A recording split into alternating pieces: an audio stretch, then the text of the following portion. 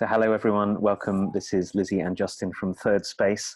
We are here for the latest episode of Turning Towards Life, which is an episode happening under special conditions. We're usually live on a Sunday morning, but this is a recorded episode that we're doing because, Lizzie, you may want to say something about this, may not be able to be with us every week over the coming weeks, and we want to make sure that Turning Towards Life continues to happen.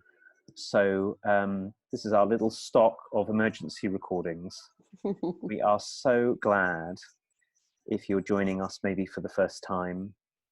If you're with us on our podcast, you're on YouTube, not live this week, but we are normally live every Sunday morning at 9 on Facebook. And we're really pleased to be doing this. Yes, thank you everybody for your understanding. So if the chances are, if this is being broadcast, I'm in the throes of something huge, which is having a baby. So I did message everybody on our Facebook group, but you might be listening on our podcast and you might not know that I am currently, as I'm recording this, very heavily pregnant. And we think that the kind of continuity that we have in Turning Towards Life is really important. So we're just going to have these in our back pocket just in case it's difficult for me to get onto a call, onto a broadcast. And we wanted just to keep that continuation going. So we're putting a few of these in a special little bag that Justin can whip out in my absence so that we keep this thing going that we've determinedly and dedicatedly kept on with for these last 2 years.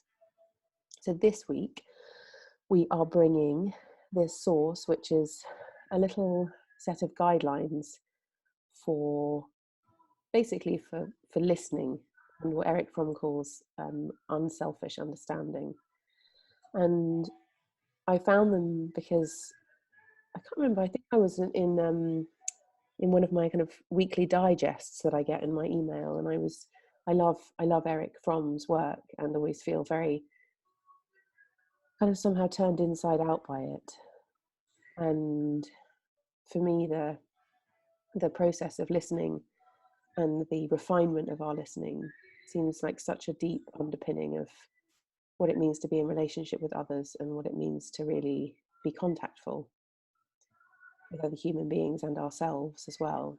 So this is our source by Erich Fromm. So I'm going to give this a read. There are 6 guidelines that he brings us.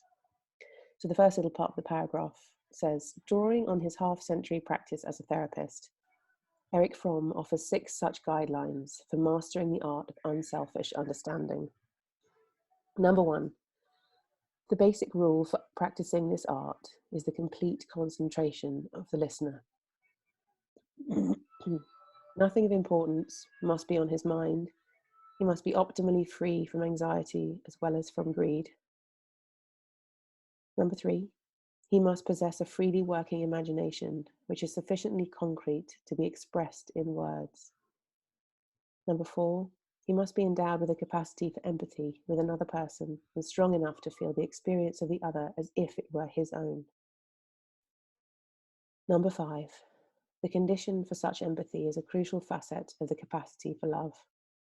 To understand another means to love him, not in the erotic sense, but in the sense of reaching out to him and of overcoming the fear of losing oneself. And number 6, understanding and loving are inseparable. If they are separate, it is a cerebral process, and the door to essential understanding remains closed.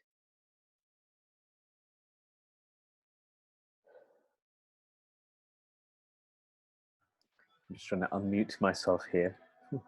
I've got myself muted and I'm unmuting. What a beautiful source. So I'm going to read it too. 6 guidelines for mastering the art of unselfish understanding. Number 1, the basic rule for practicing this art is the complete concentration of the listener. Number 2, nothing of importance must be on his mind. He must be optimally free from anxiety as well as from greed. Number 3, he must possess a freely working imagination which is sufficiently concrete to be expressed in words. Number 4, He must be endowed with a capacity for empathy with another person and strong enough to feel the experience of the other as if it were his own. Number 5, the condition for such empathy is a crucial facet of the capacity for love. To understand another means to love him, not in the erotic sense, but in the sense of reaching out to him and of overcoming the fear of losing oneself. Number 6, understanding and loving are inseparable. If they're separate, it is a cerebral process and the door to essential understanding remains closed. Yeah, it's a really beautiful thing to hear that and to read it myself and to wonder at each of the points. And in a way, each of these guidelines is a huge, big teaching, really. And I feel the bit that stands out to me, Justin, at the beginning is what it feels like to really listen and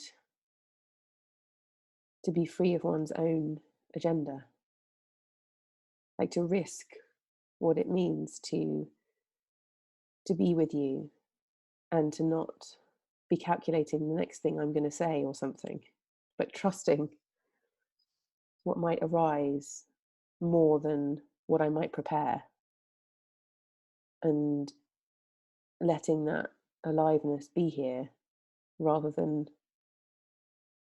wondering what I'm going to say before I'm going to say it at the expense of even hearing what you say.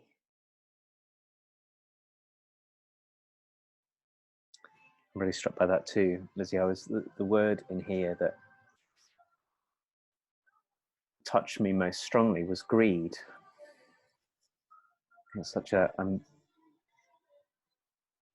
very pleased that Erich Fromm was willing to write in this very direct way and point out to us that so often what we're doing when we're listening is primarily a way of getting something satisfied in ourselves.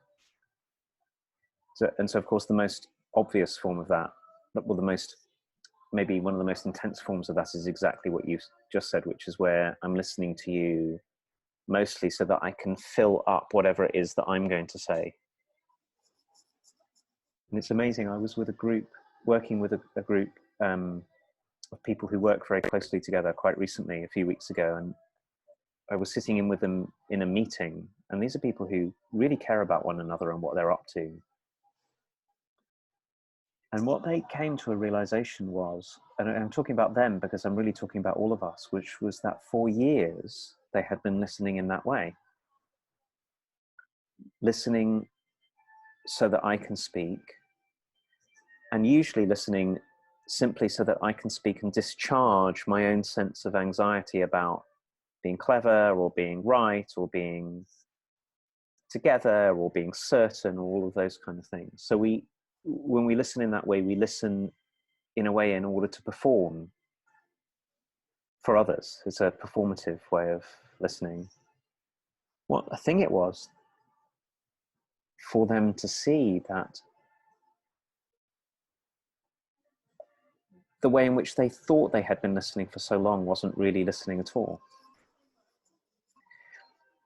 And how this had incapacitated them in so many ways, both in meeting one another, but also in being able to take care of some things that they really cared about. There was an enormous amount of mutual care in it. And I think we do this so much of the time. And where it comes from, and this is why I am loving Erich Fromm's work here, is a big part of where it comes from is it comes from us being in the inside of our anxiety and greed without realizing that that's what we're on the inside of. Like when we're had by it and it's kind of invisible in the background. And it's why it's such a bold invitation in this source for him to say that listening and love are the same thing.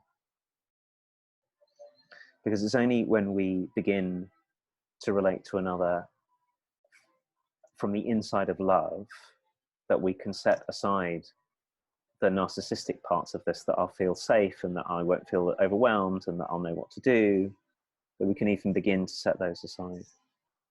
And isn't it a thing, Lizzie, I mean, this, it seems to me, how we can go through a whole life with even the people we care most about and not ever having listened this way. It's really massive. And as you were talking, I got this kind of, you know, that feeling when you're in a conversation and you feel like you're kind of ships in the night with someone. And that kind of reciprocity and flow is simply not there, because you're both standing in the place that you're standing, rather than standing in one another's shoes and then finding what the mixture looks like of both of who you are and what you have to say. And it also kind of makes me think that, you know, maybe love is also made of, or being loving is made of, this kind of reciprocity. So he speaks about love and understanding being inseparable, and to weave ourselves together through listening is such a different orientation to, well, this is my opinion and this is what I think, and let's kind of play tennis or something and bat ideas back and forth to one another. And this kind of listening, as you say, can totally evade us. And I really enjoy as well the invitation to look at the way we're anxious might be influencing the way that we can or can't listen. So to be free from anxiety to the degree that I can listen to you, you know, what does that mean? And depending on the closeness of the relationship, the nature of the relationship, the circumstance that we're in, our kind of worry or anxiety or feeling unsettled will be different. And I know, Justin, in so much of our work, we're working always to settle and to find a way of working with the body and the nervous system, so that we can be the kind of expandedness, the kind of openness that can listen. And so I'm at the moment also just really appreciating what kind of body it's necessary to have in order to be able to understand someone, which is a kind of odd thing. You know, we think understanding is like an intellectual, oh yes, I understand this. But if we can't be present in our bodies, if we can't work with our nervous systems to settle and really receive ourselves and another, it seems to me that the possibility of listening gets further and further away. And I'm just feeling the link between understanding and the body, which I have never found immediately obvious until reading this. Because I have this notion of my head being the thing that understands. And it feels like the invitation out of the cerebralness of thinking and understanding in the way that we might have been taught by our culture or whatever.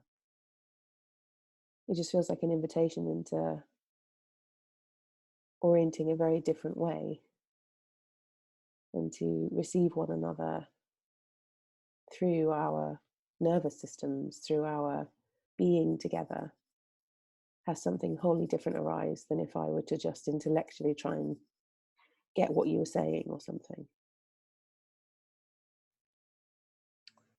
It's a fabulous inquiry that you've brought us into, Lizzie, the relationship between the body and listening. And a couple of thoughts are occurring to me. One is to wonder about what kind of life of practice we need to live in order to have a chance of doing this.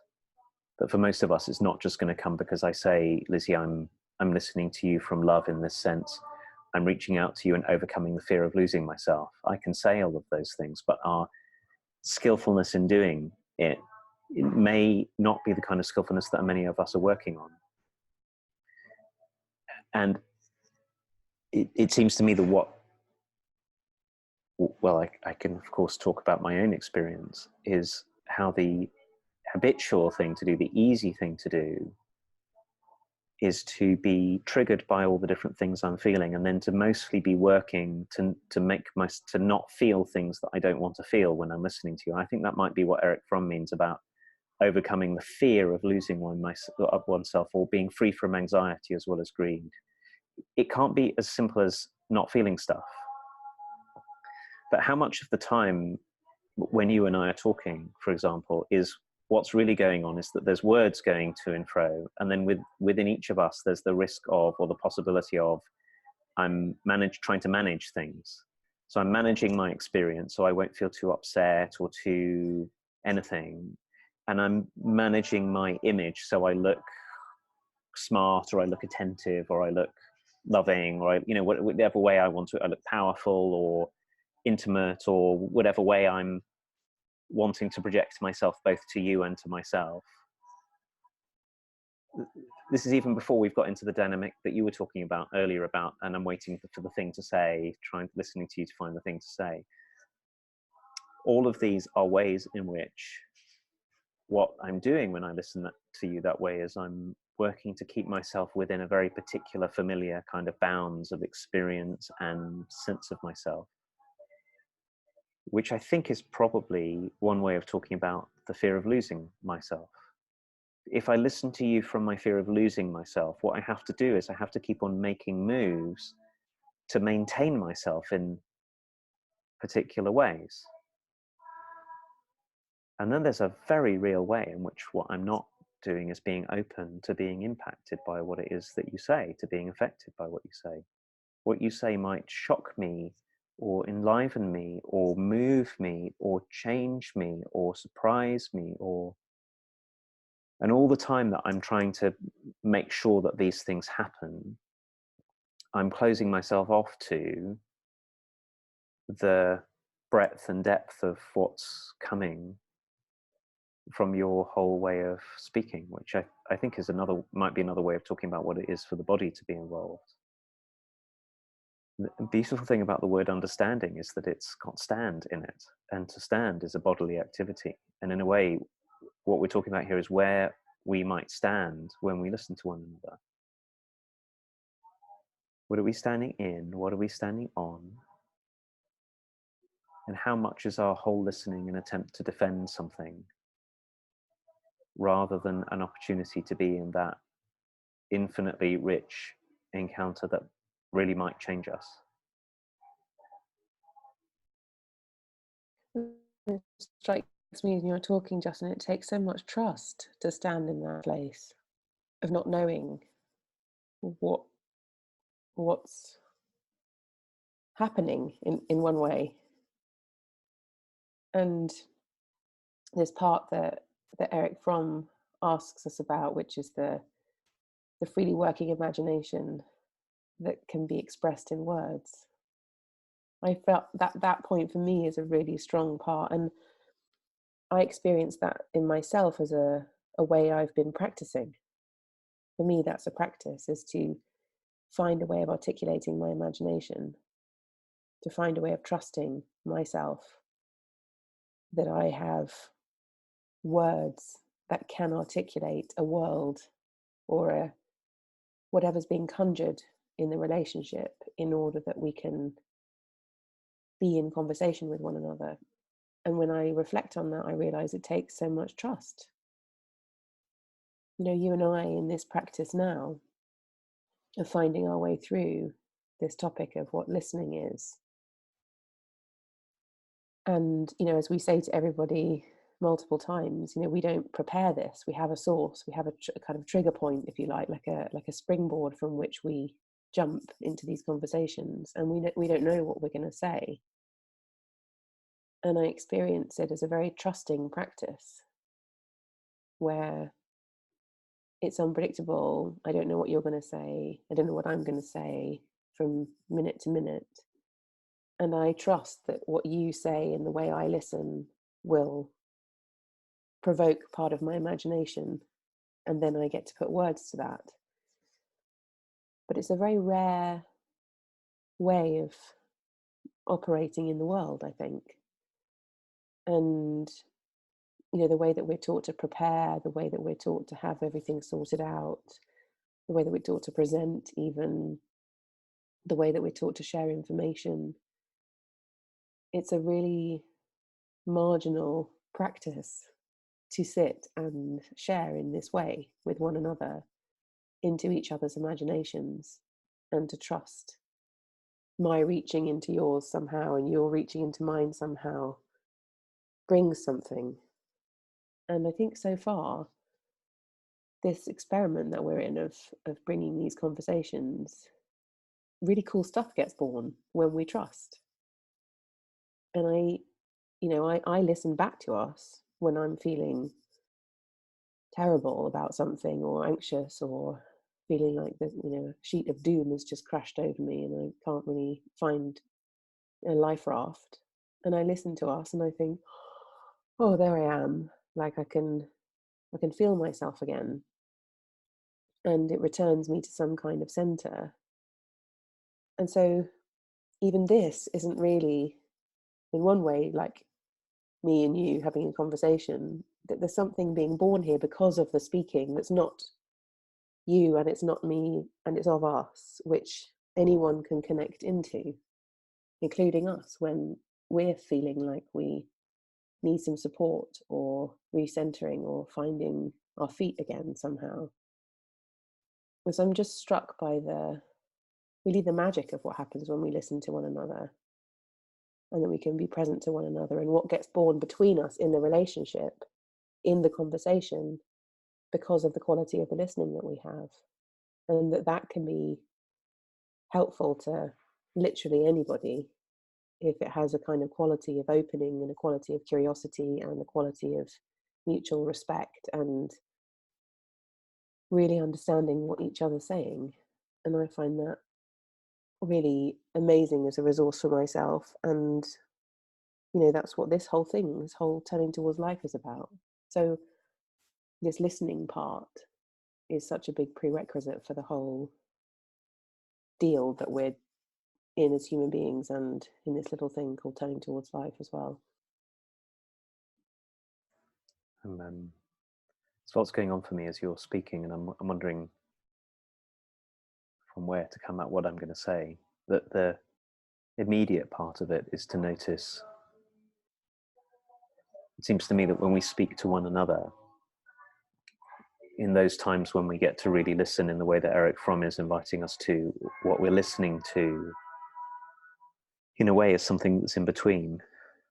Because I'm listening to you, Lizzie, but I'm also simultaneously listening to what's arising in me, which is not separate from what I'm hearing from you. I'm including my own experience of listening to you in my listening, doing my best not to push it away, doing my best not to perform, doing my best not to present a particular kind of face, but more letting myself be drawn in your way and our way so that I can be open to you.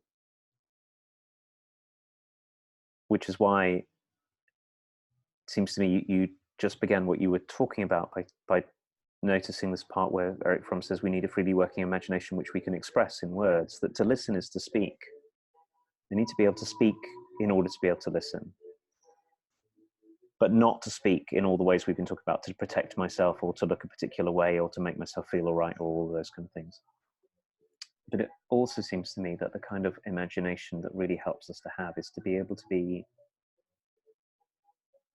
inclusive of our experience whilst we talk.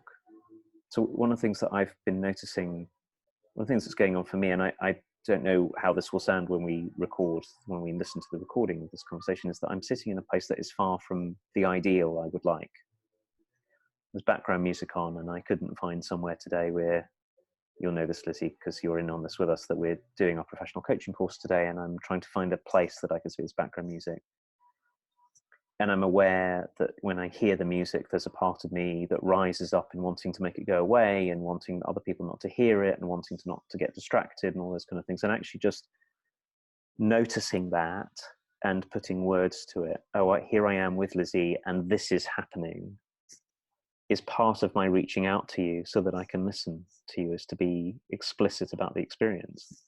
The other thing that's happening is, as we're settling into this, is I'm finding myself drawn into your orbit, so that my attention is more and more directing, taking a stand of openness towards you, in which whatever else is going on folds into the background. And it's almost like the stand I'm finding myself more able to take is on the inside of the bounds of our conversation rather than on the outside of it. Instead of standing in the midst of my own anxiety, I'm standing in the midst of our togetherness. And when I speak from there and listen from there, it seems to me that that's when we start to get a glimpse of the kind of depth of understanding that it's possible to have between people that we so often miss, that we're so often so far away from. Yeah, that's really beautiful, Justin. I really appreciate your talking about listening from the inside of your experience and how that's not separate from being with me and being in the environment that you're in. And likewise with me, like my mum just came in. I think she's asking me to go to dinner in a subtle kind of way. And that's there as well. And I'm listening there, and the children are shouting at each other up the stairs, and, you know, all kinds of things are going on. And I feel like that kind of not trying to exclude everything really also helps, you know, just to include as much as we can and trust that we can handle the inclusion of it. It's a bit like being in a meditation and the meditation teacher saying, include that plane that's just flown over, rather than it needs to be gone because I'm meditating here. But we can include, and we have the capacity to include. And Justin, I'm just looking at our time, and I think I don't know, it feels like we could carry this conversation on for hours. It seems like, you know, each of these points Erich Fromm brings us is so significant, and I think we have a lot to say on all of this. But given our broadly half an hour rule, I think it's time for us to end. But I so appreciate the underpinningness of this conversation. And again, we could bring back this source, couldn't we? And we could talk about it entirely differently each time. But I just want to appreciate how this kind of organic getting bornness happens in these conversations, and I really appreciate this one. And everybody, thank you for being with us. Thank you for listening. And we will be seeing you in another week's time. And just thank you for being with us in this community, and for probably, I'm imagining, really practicing all of this whilst you're listening to us and whilst you're also in your communities and with all the humans that you share this world with. So thank you. Yes, thank you. I definitely think it's time to end, because I can hear people ringing on the doorbell, Lizzie, at your end of things. At least that's how it sounds to me. Yeah. Thank you everyone for being with us. You can head over to turningtowards.life to find the source and all of our other recordings as well, and we'll see you soon. Bye, everyone.